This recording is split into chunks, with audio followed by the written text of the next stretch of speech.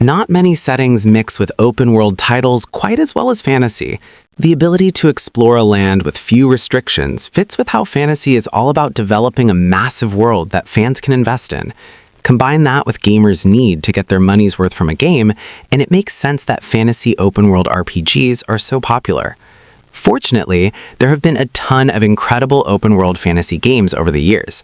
Going back to the PS360 era when open-world fantasy RPGs had their big breakout moment, developers have created classics that every fantasy fan should experience at least once.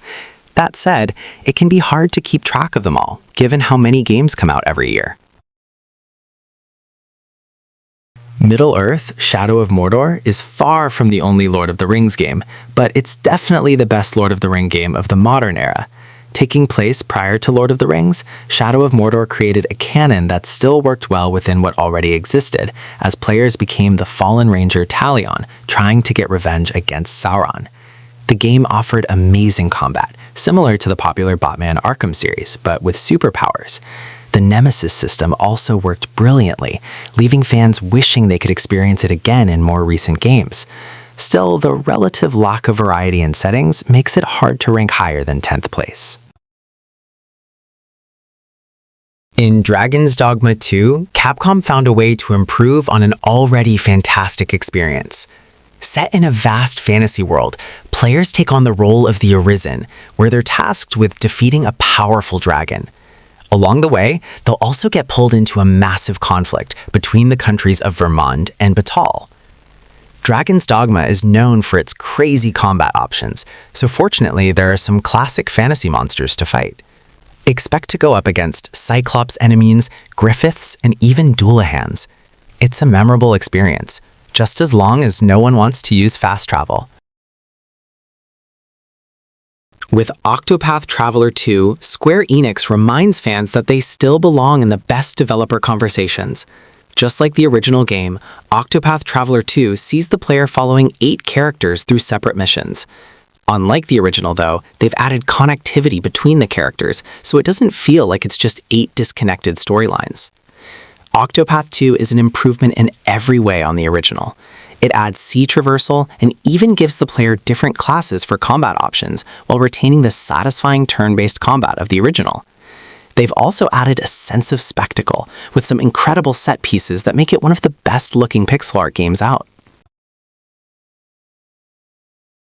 Kingdoms of Amalur: Reckoning was an amazing game that didn't sell enough to attain a sequel, making it one of the more underrated fantasy RPGs of all time. Rather than rely on an existing IP, Amalur was an original universe designed by novelist R.A. Salvatore and designed by Image Comics legend Todd McFarlane. It feels delightful to play, with the combat being some of the best in the genre. It's designed to let players respec and find their perfect playstyle, whether it's becoming a straightforward mage, warrior, or rogue, or some combination of all three. Few games have ever mastered what it feels like to make someone an unstoppable badass warrior, quite like this one.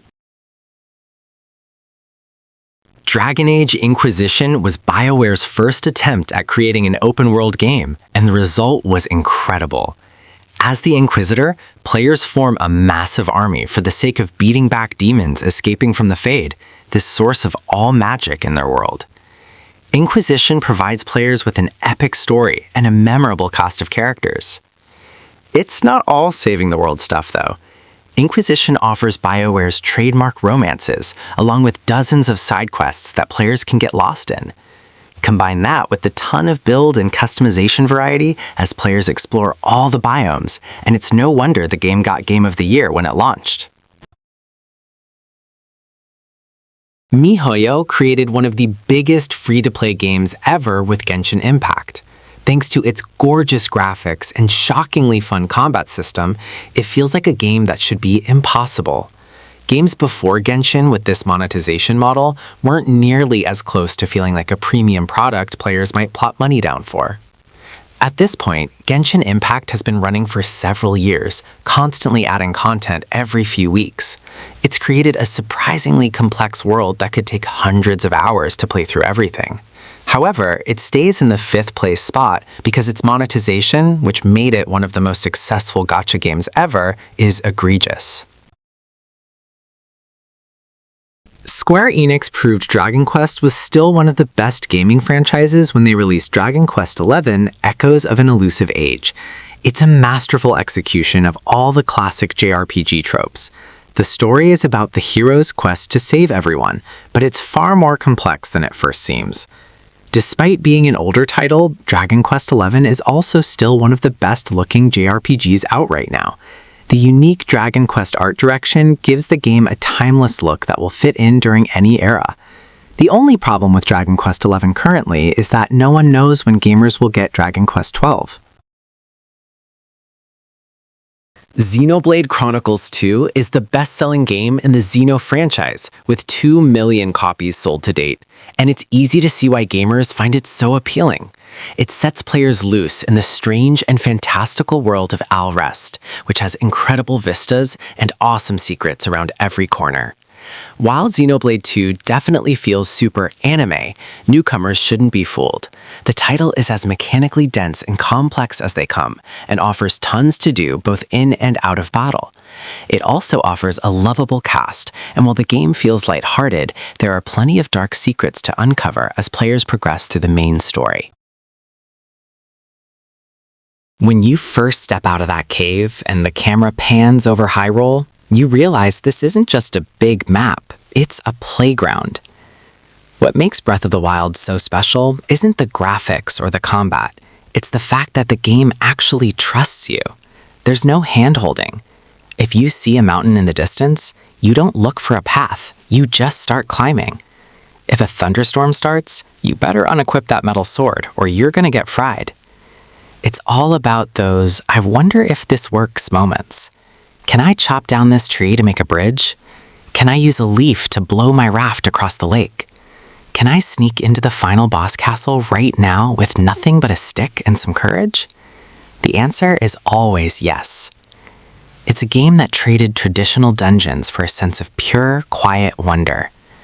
It's less about checking off icons on a map and more about just being an adventurer.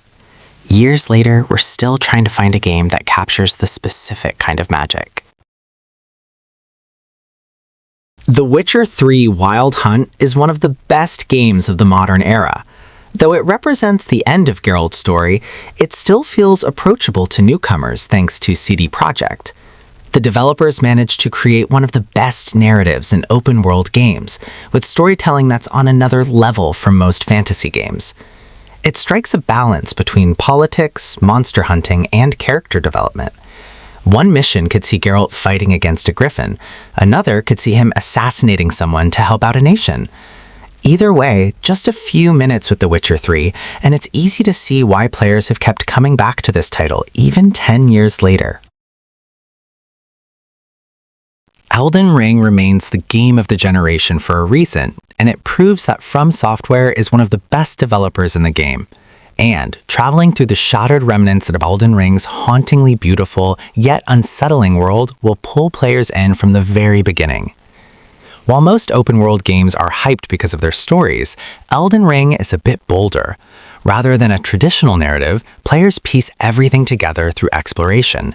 The sheer amount of content in the game feels endless, and it all goes toward helping the player figure out exactly how they want to express themselves in combat. As both an open-world title and a fantasy RPG, Elden Ring currently feels like the peak of the genre.